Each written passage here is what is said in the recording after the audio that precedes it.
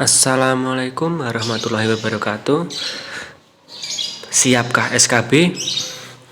Baik, di sini tempatnya kita belajar bersama. Di pembelajaran channel ini dilakukan secara bertahap, yaitu tiap part ke part, sehingga untuk kelanjutannya kalian bisa subscribe untuk mengetahui nanti update-nya setiap part dan setiap bidang pedagogik masing-masing juga.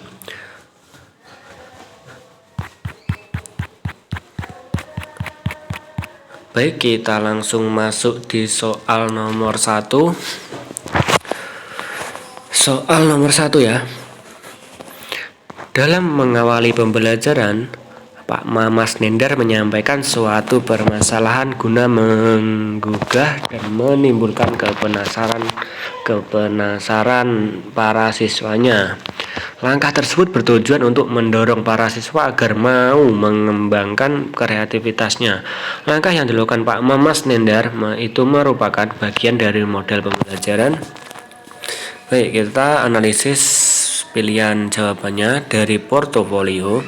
Portofolio ini cenderung ke penugasan, jadi bukan. Scientific cenderung ke tindakan yang dilakukan siswa, jadi bukan. Penemuan bisa. Autentik itu tentang pembelajaran yang dihubungkan dengan kenyataan. Nah, jadi di sini tentang menimbulkan kepenasaran. Jadi pembelajaran dilakukan agar siswa penasaran dan siswa melakukan pembelajaran tersebut. Nah, itu jadi masuk jawaban yang C. Oke, kita lanjut soal nomor 2. Bu Ani adalah seorang guru di kelas 5 SD yang bertindak sebagai fasilitator terhadap materi yang akan diberikan. Terlebih dahulu, Bu Ani menyajikan masalah nyata kepada siswa. Masalah nyata. Lalu memfasilitasi siswa dengan mengidentifikasi apa yang siswa ketahui. Selanjutnya, Bu Ani membimbing siswa untuk menemukan berbagai alternatif dalam menyelesaikan masalah. Setelah masing-masing siswa menemukan solusinya, selanjutnya siswa menyusun laporan hasil dalam bentuk gagasan, model, dan sebagainya. Pada tahap akhir, siswa melakukan refleksi atau evaluasi terhadap penyelesaian masalah yang dilakukan. Berdasarkan ilustrasi di atas, model pembelajaran yang digunakan di atas adalah, kita lihat dulu jawabannya. Inquiry itu pembelajaran apa? Pembelajaran menemukan. Discovery juga menemukan, cuma bedanya terletak di masalahnya. Project based learning yaitu kinerja, problem based learning. Nah, di sini ada kata problem atau masalah yang sesuai dengan menyajikan masalah nyata. Oke, kita lanjut di soal nomor 3. Guru bersama siswa merencanakan sebuah kegiatan yang kolaboratif dengan tujuan agar peserta didik memiliki tanggung jawab di atas kegiatan yang sudah direncanakan bersama. Dalam perencanaan tersebut dibicarakan mengenai aturan main, alat dan bahan yang digunakan serta langkah kerja untuk menyelesaikan kegiatan tersebut. Model pembelajaran yang diterapkan oleh guru tersebut adalah, kita analisis dulu bahwa pembelajaran kata kuncinya adalah kegiatan yang sudah direncanakan bersama. Kemudian ada aturan main, alat dan bahan. Nah, di sini kooperatif itu adalah belajar yang berkelompok. Project based learning bisa. Discovery learning tadi sudah, yaitu belajar tentang penemuan.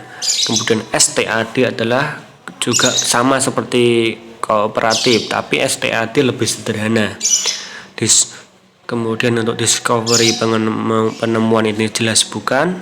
kooperatif juga bukan. Nah, sudah jelas project based learning. Baik, kita masuk di soal nomor 4. Siswa dibagikan LKS. Di antaranya terdapat salah satu petunjuk sebagai berikut. Tarik balon karet yang dijadikan penutup botol plastik bagian bawah ke arah luar. Apakah ada udara masuk atau keluar? Maka sebelumnya siswa telah membuat alat peraga yang mendukung proses pembelajaran. Alat peraga apakah yang berhubungan dengan pertanyaan petunjuk di atas? Di sini mungkin teman-teman guru sudah pernah melihat media pembelajaran tersebut atau bahkan mempraktekkan kepada peserta didik. Nah, di sini adalah pembelajaran tentang pernafasan. Jadi sudah jelas ya poin yang C. Karena tentu untuk listrik ini bukan, tidak memerlukan botol plastik dan balon, teropong kapal bukan, alat reaksi asam laktat juga jelas bukan, alat bahannya bukan.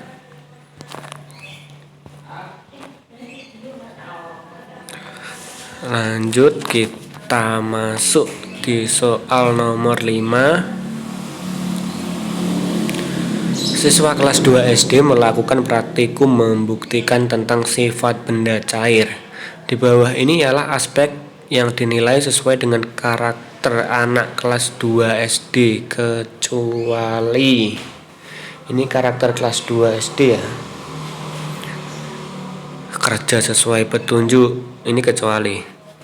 Kerja sesuai petunjuk jelas iya, karena masih kelas 2 SD maka guru harus mempersiapkan petunjuknya.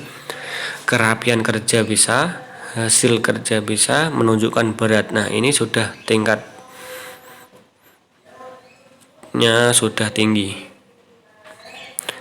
karena jelas menghitung nantinya. Baik, kita lanjut di soal nomor 6. Berikut merupakan indikator dalam rubrik penilaian praktikum IPA. Melakukan praktikum, menafsirkan hasil pengamatan, menyiapkan alat bahan-bahan, mendeskripsikan pengamatan, mempresentasikan hasil praktikum. Urutan indikator sesuai rubrik penilaian dalam praktikum IPA yang tepat adalah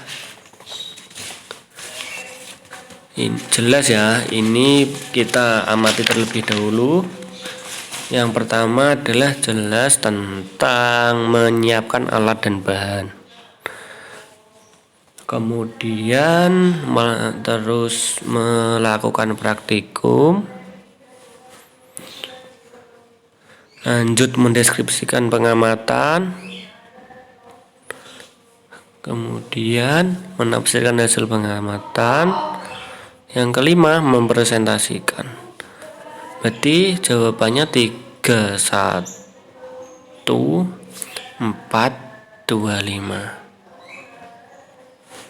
Ya, jelas ya, ini bisa dianalisis sendiri. Lanjut kita ke soal nomor 7.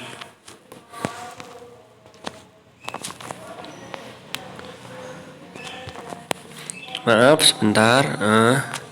Dalam membuat rubrik untuk menilai praktikum IPA, yaitu percobaan mengidentifikasi adanya kandungan karbohidrat dan protein. Ada 4 aspek yang dijadikan patokan nilai untuk siswa.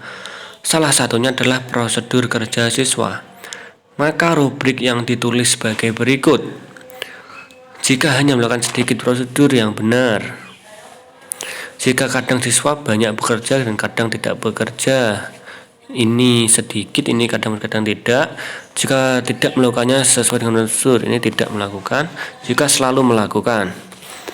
Urutan skor dimulai dari yang terendah.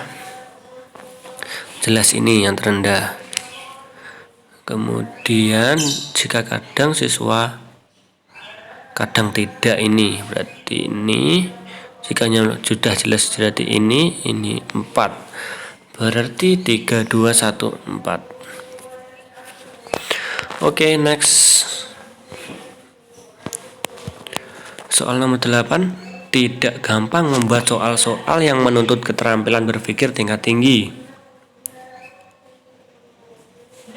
Guru sendiri pun harus memiliki keterampilan berpikir tingkat tinggi untuk membuat soal tersebut.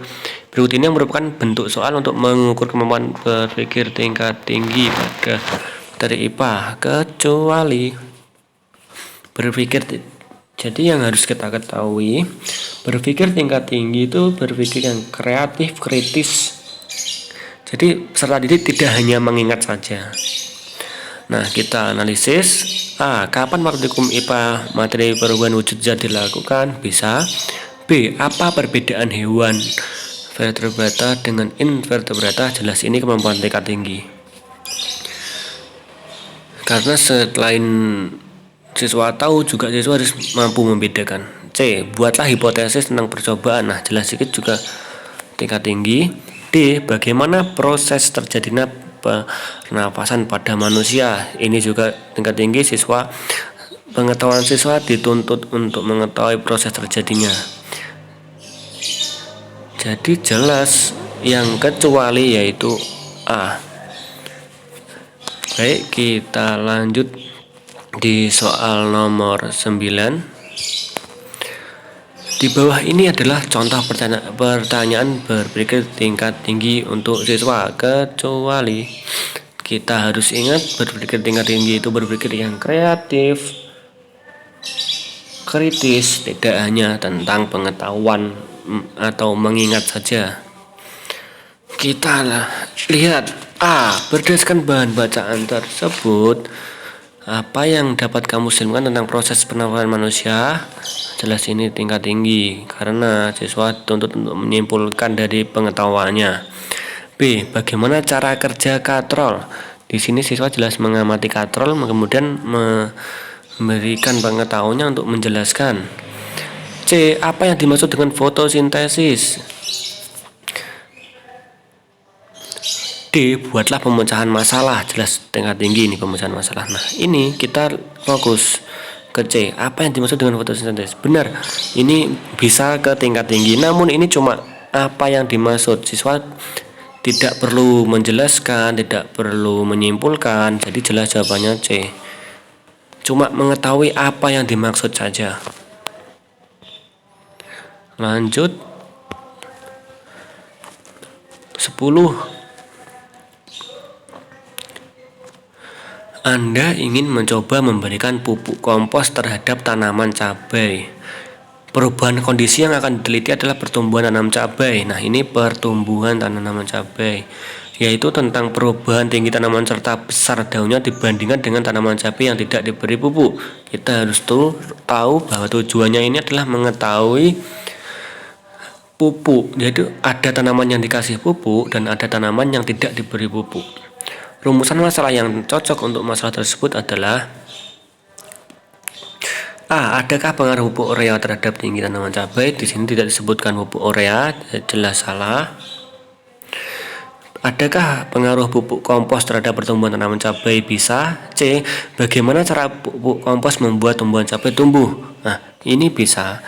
Tapi penelitian yang dijelaskan dalam soal ini bukan untuk tahu caranya kerja pupuk, karena di sini jelas kondisi yang akan diteliti itu adalah pertumbuhan tanaman cabai dengan menggunakan pupuk kompos dan pertumbuhan tanaman cabai yang tidak menggunakan pupuk kompos.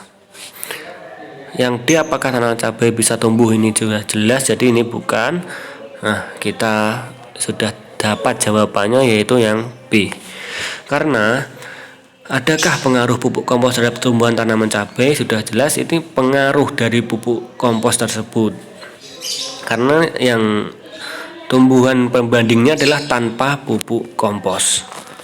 Baik, kita lanjut di soal nomor 11. Jody dan Romi sedang memanfaatkan perubahan energi. Jody sedang menggunakan setrika dan Romi sedang memompa ban sepeda. Setrika dan ban sepeda.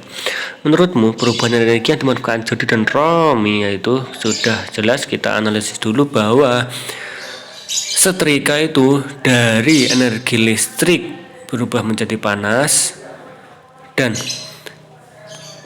ban sepeda itu dari gerak menjadi angin. Gerak pompa dan yang memberikan angin dalam ban. Kita analisis. A. Energi listrik menjadi panas. B. Dan yang selanjutnya energi gerak menjadi angin. Ini benar. Kita lihat yang B. Gerak menjadi panas benar. Gerak menjadi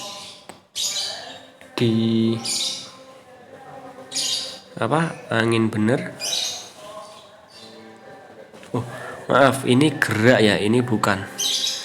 C. Panas menjadi gerak bukan. Angin menjadi gerak kebalik ya ini. D. Gerak menjadi angin bukan setrika. Listrik menjadi panas bukan ban. Sudah jelas jawabannya A. Baik, terima kasih. Pembelajaran hari ini selesai. Semoga bermanfaat. Silahkan request apa yang diinginkan belajarnya dan silahkan tunggu part selanjutnya. Wassalamualaikum warahmatullahi wabarakatuh.